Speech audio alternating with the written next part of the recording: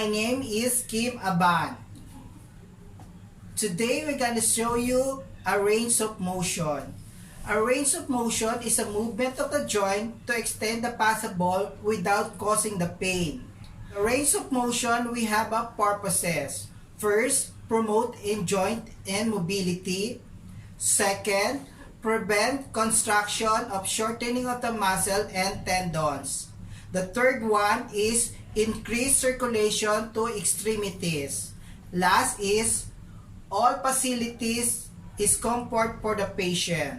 The active range of motion is a client to perform exercise independently. The second one is movement of the segment within the unrestricted range of motion that is produced entirely by an external force. This video, we're gonna show you the range of motion exercise by head, shoulder, elbow, forearms, wrist, finger and thumb, spine, hips, knee, and foot. The most important is check the patient record, check the patient name, and introduce yourself and advise the patient today the activity. Close the door and curtain for patient privacy. Hand rub your hand, wearing a clean gloves, wear a PPE if indicated. Today, I have a patient, Mark. How are you, Mark? I'm good. Mark is 22 years old. Mark, I'm Kim. I'm your caregiver today. Today, I'm gonna show you the active range of motion. Then you're gonna do it. It is okay for you. Okay. Client Mark is sitting position. I'm gonna start for the head. Bow your head, going to your chin and going to the up. It's okay. As move slowly. Back to the position, then move down, up, then look at the ceiling. Did you feel any pain? No. Okay, that's better. Next is range of motion using by arm. Abduction is moving body far away from the midline of the body.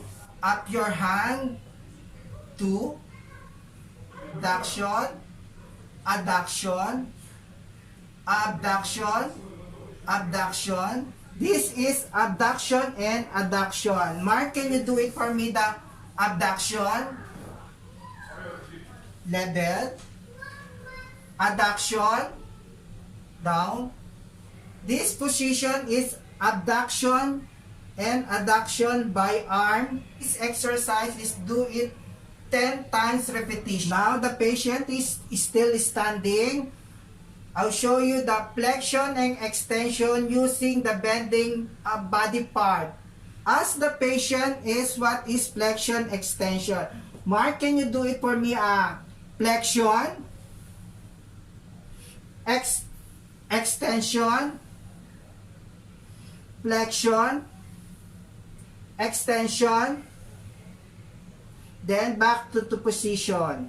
This exercise is do it by 10 times repetition. As the patient is flexion and extension using by leg. As the patient is flexion and extension. Mark, can you do it for me, the flexion extension using by your leg? It's okay. Show me the flexion, extension, flexion, extension, flexion, extension. You do it for 10 times repetition.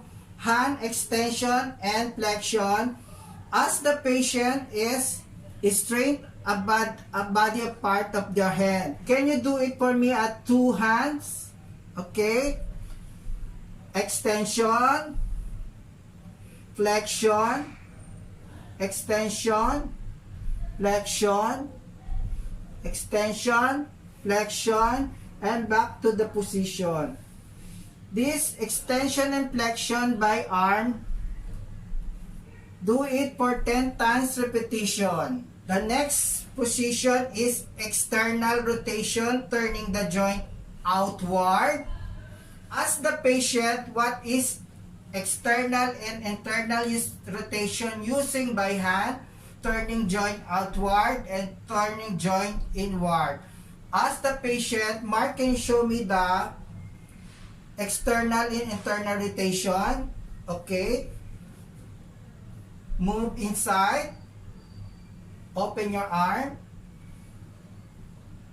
Outward. Inside. Upward. Inside. Upward. Inside. It's used by 10 times repetition. Standing. Now perform also the elbow flexion, extension, and hyperextension. Ask the patient what is flexion for elbow.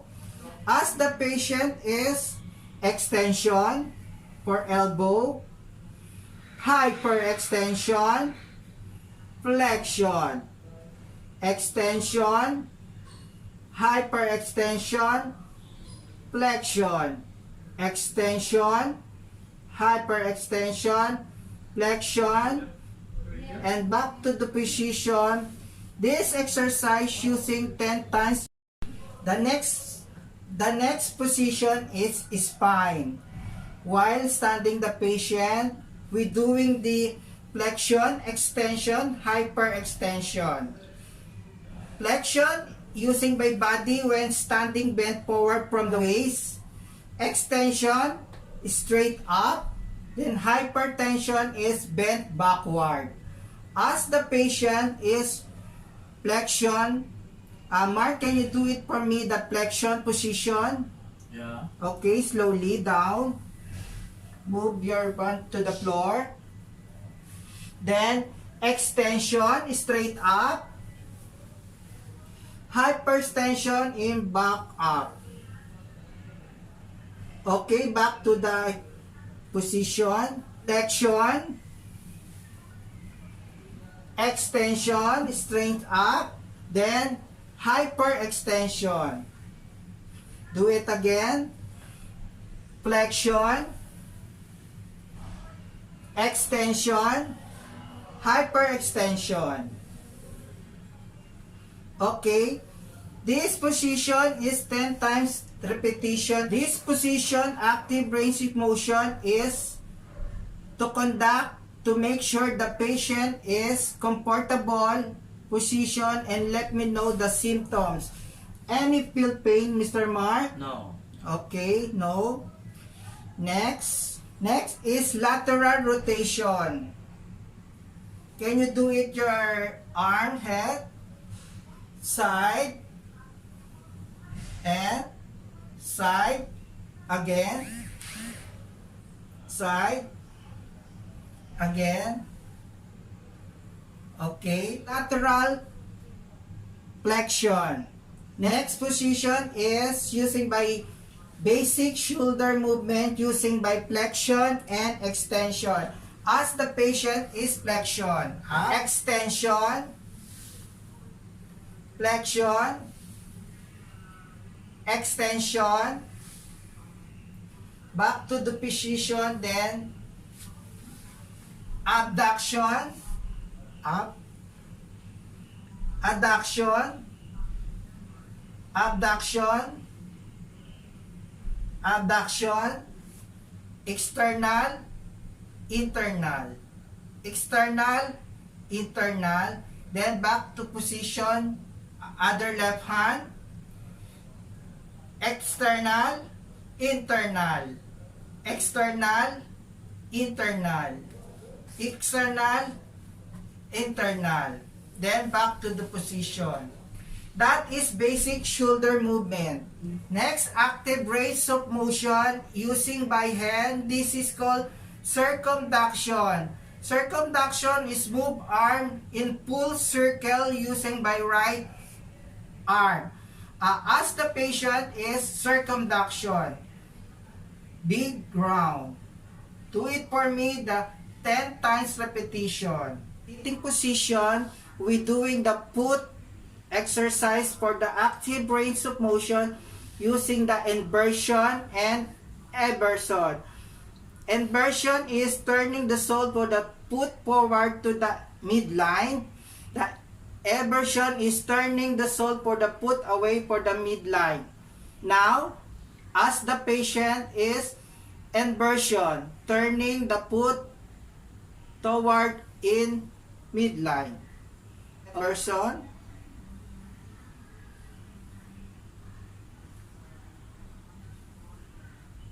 Okay.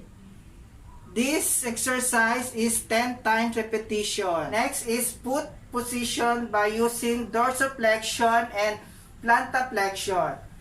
Dorsiflexion is bending the foot upward. Then plantaflexion is move foot toe pointed downward. Dorsiflexion bending the foot upward. Plantaflexion is move the foot toe are pointed downward.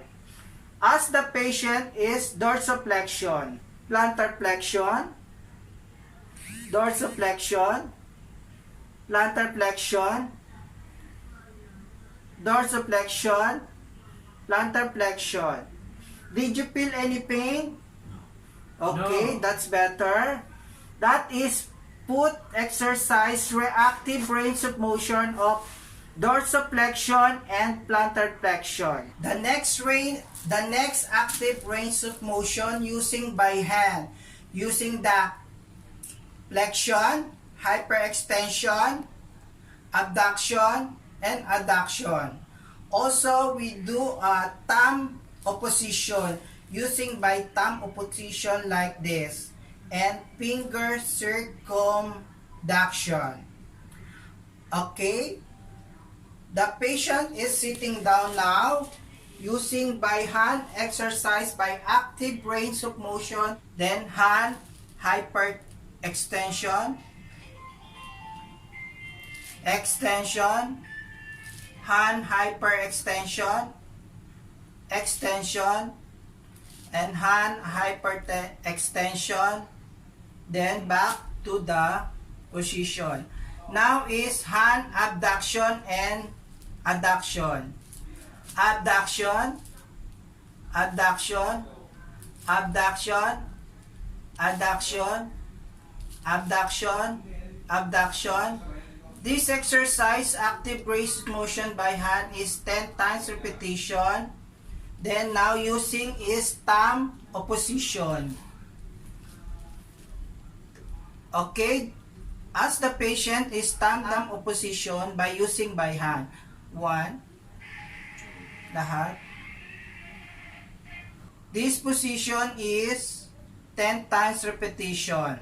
Now is finger circumduction using by finger pointed, then using by round, big round,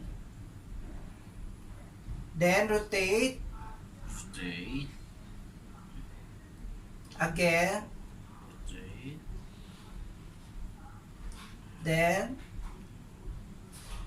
okay, this finger circumduction, thumb opposition, hand abduction and adduction.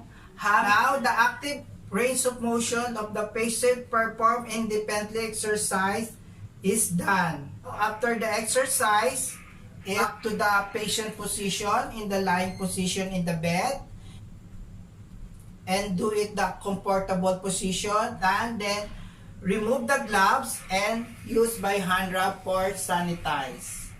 That's all and thank you. My name is Kim from Filipino Institute, Abu Dhabi. Thank you for watching.